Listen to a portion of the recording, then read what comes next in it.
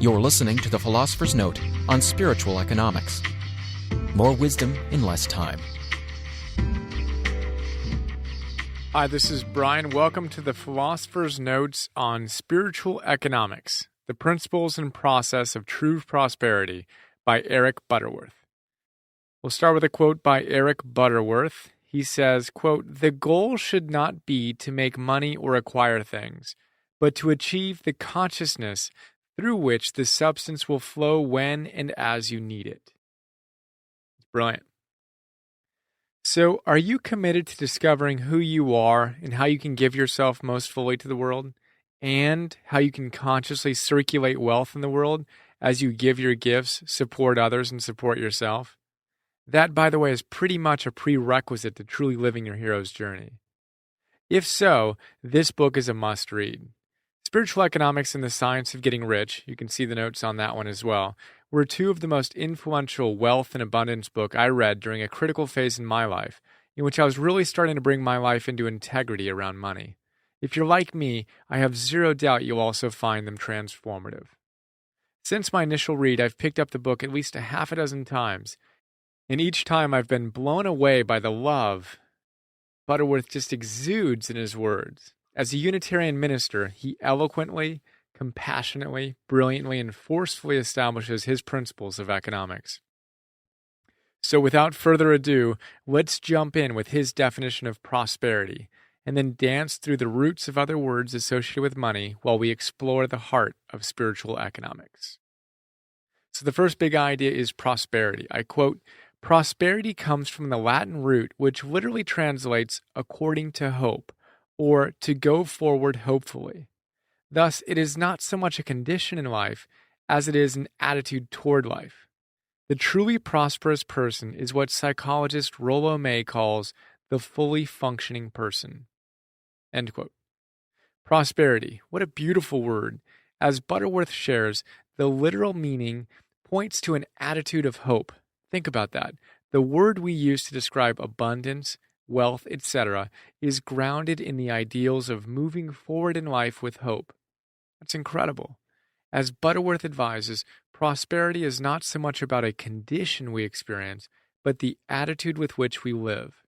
Of course, the good news is that as we go forward hopefully with a prosperous attitude in all things, we'll be rewarded with all the external and internal fruits of true prosperity. The next word in our spiritual affluence lesson plan is affluence. Quote, "The word affluence is an overworked word in our time, usually implying cars and houses and baubles of all kinds. Its literal meaning is an abundant flow, and not things at all. When we are consciously centered in the universal flow, we experience inner direction and the unfoldment of creative activity. Things come too, but prosperity is not just having things, it is the consciousness that attracts things." Affluence, another beautiful word. Did you know the word literally means abundant flow? That rocks. Get in the flow of the universe, express yourself, and you will experience every sense of the beautiful word affluence. All right, the next word is security. I quote, "The word secure comes from two small Latin words, se, meaning without, and cure, meaning care.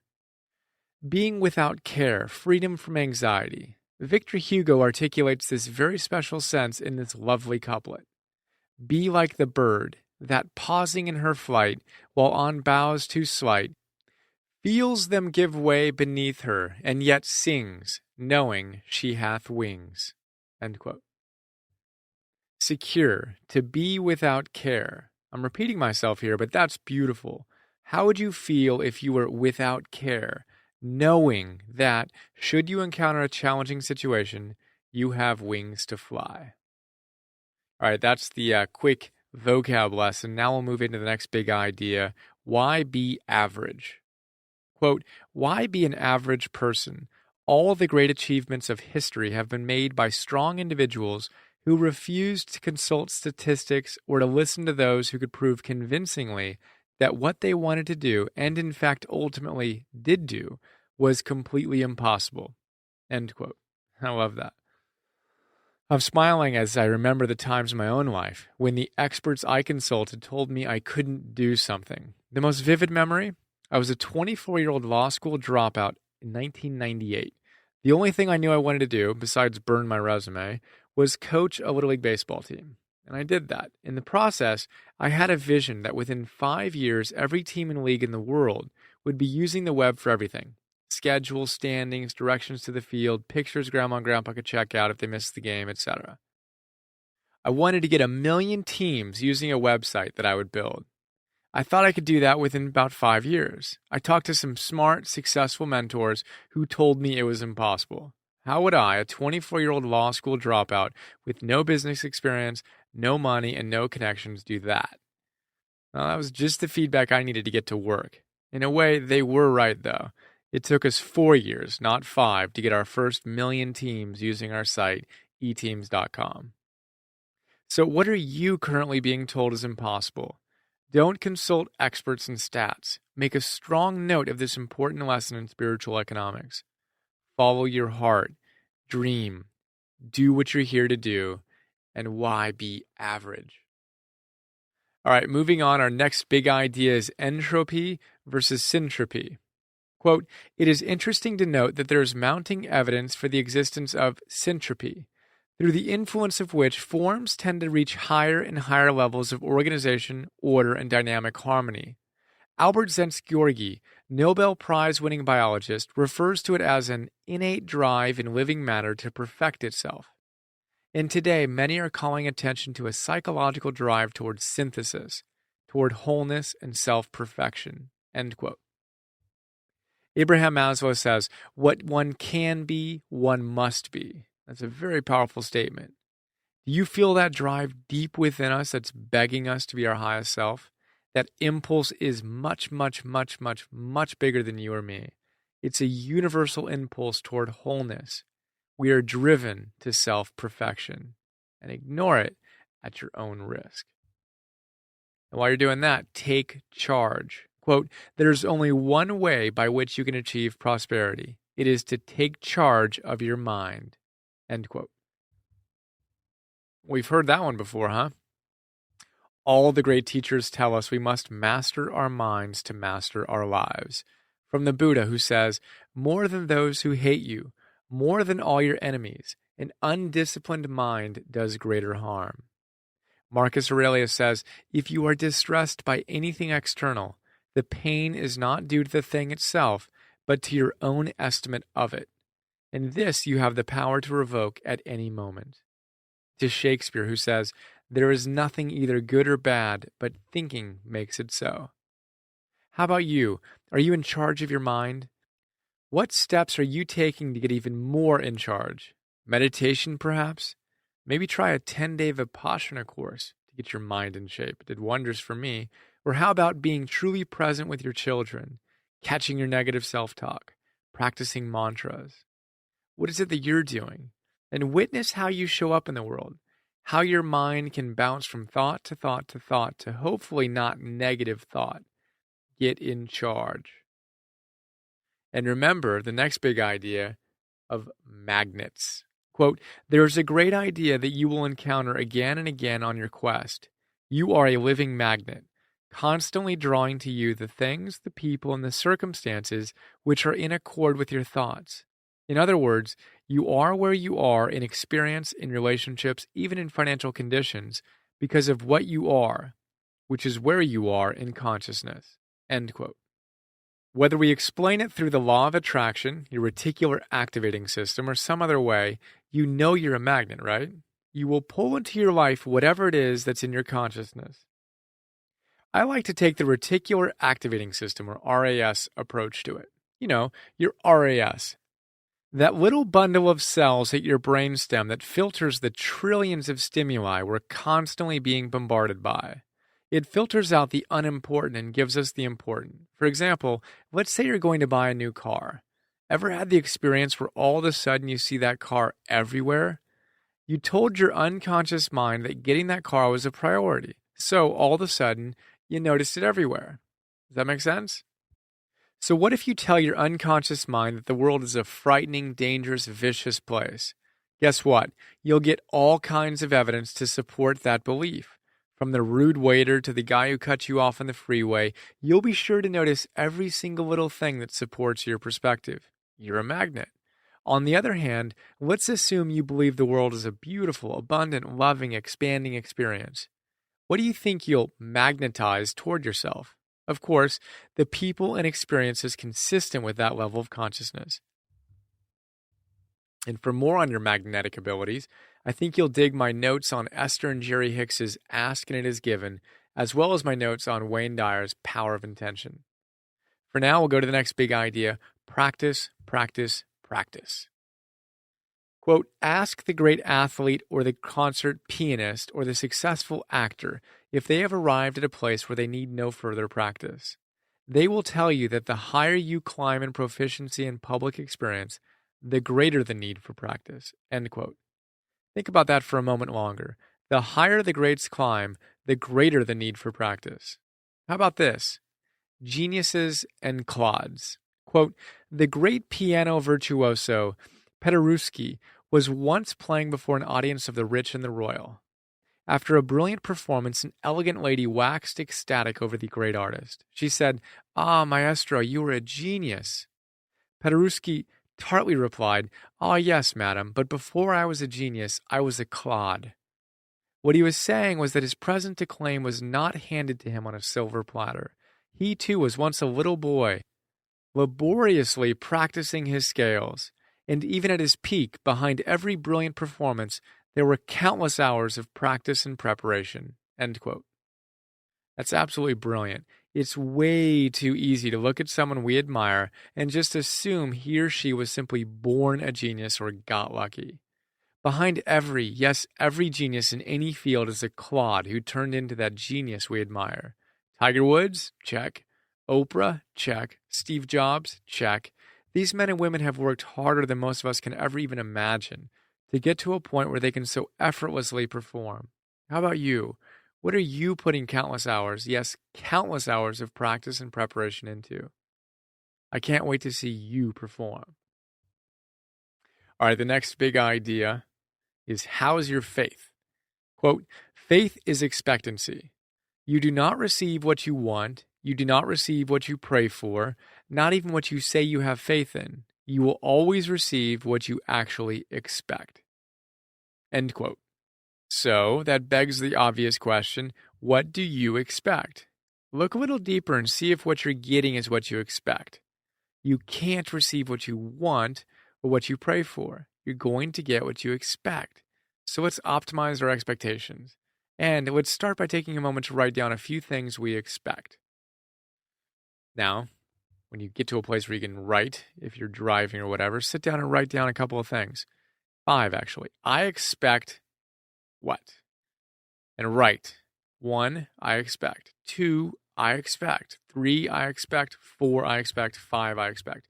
What do you expect in your life? All right, very good. And now let's align your actions with your expectations. What are some action steps you will take that support the manifestations of those expectations? So in the PDF, you'll see that I have a few places where you can write down. This is one of them. I have 1 through 5. I will, in a line for you to articulate what you're going to do to manifest that expectation. 1 through 5. All right, there we go. When you align what you expect with what you're going to do, magic starts to happen. And we move into the next big idea, which is to be. Quote, a true desire is not to have, but to be. We are whole creatures in potential, and the true purpose of desire is to unfold that wholeness, to become what we can be. As Goethe says, desire is the presentiment of our inner abilities and the forerunner of our ultimate accomplishments. And Butterworth continues with this wisdom, quote, the mystic ideal, so often missed, is really simple. Build on the awareness of ever-present substance and expand your faith in the stability of your own inner wholeness. The things will come too, and in abundance, but they will come out of an expanse of your wholeness, not at its expense. End quote. Abundance will come out of expanse of your wholeness, but not at its expense. That's beautiful. Expand your wholeness and watch the abundance flow. in that order. Here's another question. What are you doing today to expand your wholeness? Besides listening to this note, of course, which, by the way, is a wonderful way to expand. All right, how about the next principle in spiritual economics? Give. Butterworth has an entire chapter on the idea of living from a place of constantly giving yourself to the world. Call it karma, reaping what you sow, or whatever you'd like to call it. As he says, quote, the law is exact.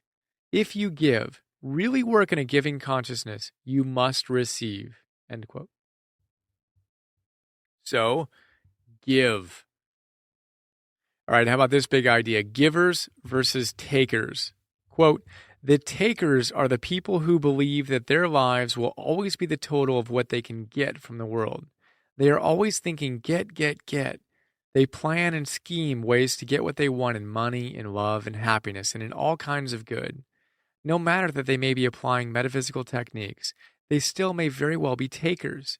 But whatever may be their spiritual ideas or lack of any, no matter what they take, they can never know peace or security or fulfillment. The givers, on the other hand, are convinced life is a giving process. Thus, their subtle motivation in all their ways is to give themselves away, in love, in service, and in all the many helpful ways they can invest themselves. They are always secure, for they intuitively know that their good flows from within. End quote. So, which are you, a taker or a giver? Give, give, give, and then allow for the receiving. And remember, the next big idea, universal order. Quote, in an orderly universe, there is simply no way you can get something for nothing. End quote. I love that. Are you trying to get something for nothing? We all do it at times, but it's not a good place to be. The universe is orderly and doesn't like that. Let's give, and then, of course, allow for the receiving. A very important order to remember. All right, here's our final big idea for spiritual economics. Believing is seeing. Quote, seeing is not believing. Believing is seeing. You see things not as they are, but as you are. End quote. U2 says it another way. They say, you're packing a suitcase for a place none of us has been, a place that has to be believed to be seen. So what do you need to believe in order to see?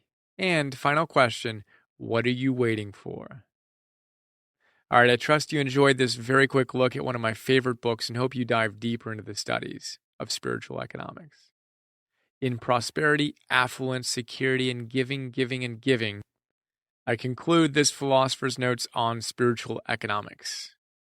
And now we'll take a quick look at Eric Butterworth, the author. We'll look at some other notes I think you'd be interested in and take a peek at some of the quotes in the sidebar of the PDF.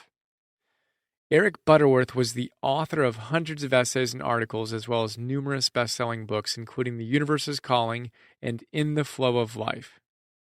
He was a Unity minister in New York City and conducted services at Avery Fisher Hall and Lincoln Center for over 35 years. What a great guy. You literally can feel his love emanating from the words in his books. If you haven't read any yet, I definitely recommend you start with spiritual economics.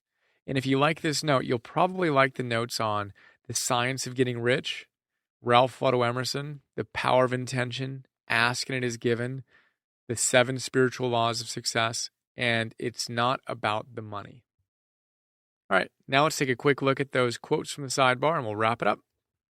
We'll start with a great quote from Harry Truman, who says, how far would Moses have gone if he had taken a pole in Egypt? What would Jesus Christ have preached if he had taken a pole in the land of Israel? What would have happened to the Reformation if Martin Luther had taken a pole? It isn't polls or public opinion of the moment that counts. It's right and wrong and leadership. And here's a quote from Henry David Thoreau you might have heard before. If one advances confidently in the direction of his dreams and endeavors to live the life which he has imagined, he will meet with a success unexpected in common hours. He will put some things behind, will pass an invisible boundary. New, universal, and more liberal laws will begin to establish themselves around and within him, or old laws will be expanded and interpreted in his favor in a more liberal sense. and he will live with license of a higher order of beings. Again, that's Henry David Thoreau. Beautiful. How about Eric Butterworth saying, your most important asset is the conscious control of your own life. And Walt Whitman offers, oh, while I live, to be the ruler of life, not a slave, to meet life as a powerful conqueror, and nothing exterior to me shall ever take command of me. Then we have Eric Butterworth saying, when you believe you can do it, the how to do it develops. And Thomas Jefferson says, I'm a great believer in luck, and I find the harder I work, the more luck I have. And back to Eric Butterworth, who says, faith is really your consent to let your own uniqueness unfold, and to let that which is attracted by your uniqueness manifest in your life. Thus, when Jesus said, all things are possible to those who believe, he did not say that a swan can become a duck, or that a non-musical person can become a concert pianist. You cannot become something that is not the outforming of your own inner potential. You can only be you. However, you can unfold more of the you that may have been long frustrated. Then we have a simple proverb that says, when you pray, move your feet. And a quote from Ralph Waldo Emerson who says, there's nothing capricious in nature, and the implanting of a desire indicates that its gratification is in the constitution of the creature that feels it. And finally, we have another quote from Eric Butterworth who says, the important thing is to know yourself. Have faith in the cosmic process that will unfold in you like the life force unfolds in the lily of the field, which toils not nor spins, and yet Solomon in all his glory was not arrayed like one of these. That's a nice way to conclude. I trust you enjoyed this quick look at spiritual economics, and I wish you an absolutely fantastic day.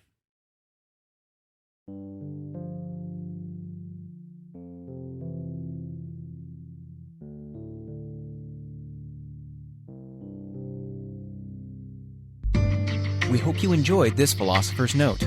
Please go to www.philosophersnotes.com to download more.